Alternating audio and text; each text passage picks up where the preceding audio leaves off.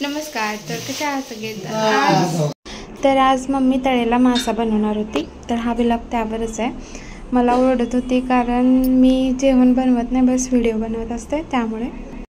पहिला मम्मीने माशाला लावून ठेवायसाठी मसाला बनवून घेतला. तर तो कसा, आलं, थोडे लसूण हे पहिला बारीक करून घ्यायचं, एकदम बारीक पेस्ट करून घ्यायची त्याची. त्यानंतर त्यात थोडे जिरे घालायचे, जिरे आणि त्याच आलं लसूण पेस्टमध्ये, आणि थोडी कोथिंबीर घालून पुन्हा याची अशी पेस्ट करून घ्यायची. त्यानंतर ही पेस्ट आपण प्लेटमध्ये काढून घ्यायची, कारण हा मसाला आपल्याला आता माशाला लावून ठेवायचा फ्राय करण्यासाठी. त्यानंतर हे मासा आणला होता, ह्याला स्वच्छ धुवून घ्यायचा. आणि मासा खूप छान भेटला होता. पहिल्यांदाच पप्पाने ओढा खाला नाही, आता पप्पा दरवेळी ओढा खातात. ताजा होता मासा, तर हा मासा होता. त्यानंतर ते जी पेस्ट करून घेतली होती त्यामध्ये चटणी तुमच्या म्हणजे आवडीनुसार, जितकी तुम्हाला तिखट कसं लागतं त्याप्रमाणे, तर चटणी घातली. त्यानंतर थोडं मीठ घालावं त्यामध्ये, त्यानंतर थोडी हळद, आणि हे सगळं एकसारखं मिक्स करून घ्यायचं. आणि त्यामध्ये थोडासा लिंबू पिळायचा त्या मसाल्यामध्ये. आणि हा मच्छी फ्रायचा तवा मच्छी फ्रायचा मसाला होता, पॅकेट आणलं होतं. तर एक पूर्ण पॅकेट घातलं. 1 किलो मासा होता, तर त्यासाठी आम्ही एक पूर्ण पॅकेट घातलं. तो मसाला पूर्ण मिक्स करून घेऊन मग अशा पद्धतीने सगळ्या माशांना दोन्ही बाजूने तुम्ही प्लेन लेयर दोन्ही बाजूने लावून घ्यायचे, सगळ्या माशांना जितकं तुम्हाला करायचं आहे त्यानुसार. मी आता मच्छीला मसाला लावत आहे.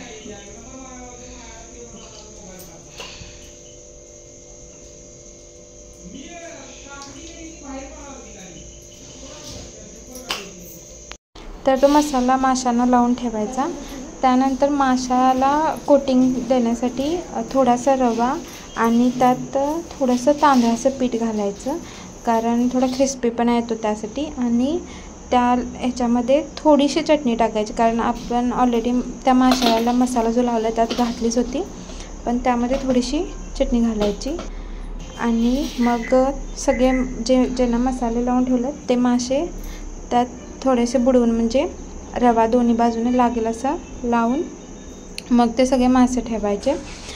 एकतर मला काही येत नाही, त्यासाठी मम्मी खूप ओरडत होती, तू काय करत नाहीस, बस व्हिडिओ बनवत असते. तर त्यामुळे मी नंतर व्हॉइस ओव्हर केला, कारण पूर्ण रेसिपी होईपर्यंत मम्मी मला ओरडत होती की तू नुसतं हे करते, व्हिडिओ बनवत असते. तर अशा पद्धतीने सगळ्याला असं लावून ठेवायचं माशांना, आणि भरपूर वेळ ठेवायचं. त्यानंतर हा माशाच्या रश्श्यासाठी आम्ही मसाला बनवला होता. तर माशाचा रस्सा बनवण्यासाठी पहिला मम्मीने तेल गरम करून घेतलं. त्यानंतर त्यामध्ये थोडा चिरलेला कांदा घातला, आणि कांदा थोडा वेळ फ्राय करून घेतला, थोडासा सोनेरी कलर येऊपर्यंत. त्यानंतर त्यात थोडा टोमॅटो टाकला. जर तुमच्याकडे आमसूल असेल तर तुम्ही आमसूल पण टाकू शकता. आमच्या मम्मीने टोमॅटो घातला होता, आमसूल पण ऑप्शनल आहे.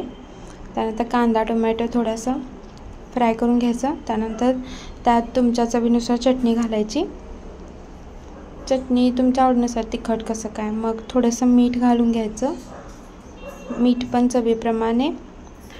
त्यानंतर त्यात थोडी हळद पण घालायची, आणि पाणी गरम करून घालायचं.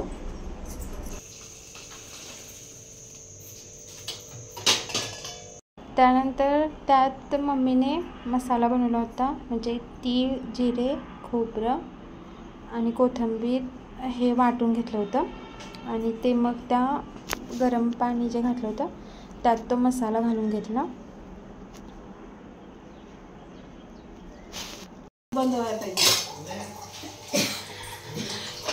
तर हा फेस पूर्ण बंद झाल्यावर मासा सोडायचा.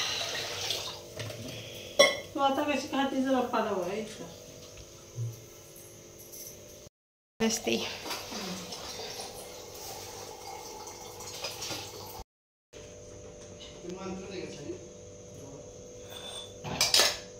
अजून पीस आहे की ना रशावरचा पिन हे गेलं का ना सगळं शिजलं.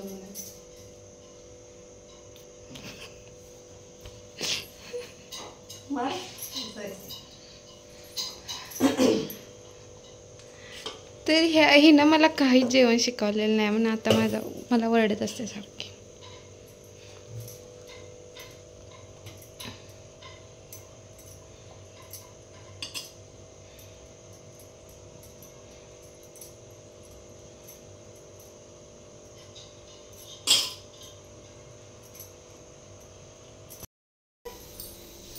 आमचं गोलू कुठे गेलं?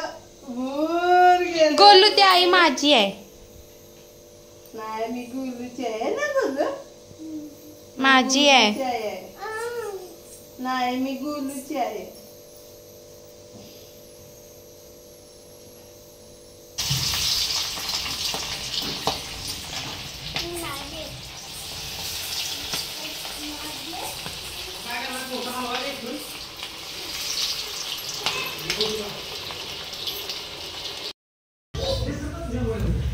तर अशा पद्धतीने मासा फ्राय करायचा.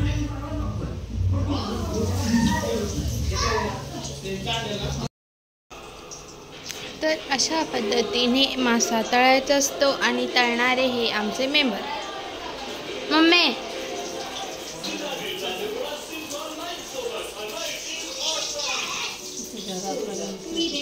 तर मम्मीची ही माशाच्या रश्श्याची आणि तळलेल्या माशाची रेसिपी कशी वाटली नक्की सांगा आणि व्लॉग ही कसा वाटला नक्की सांगा.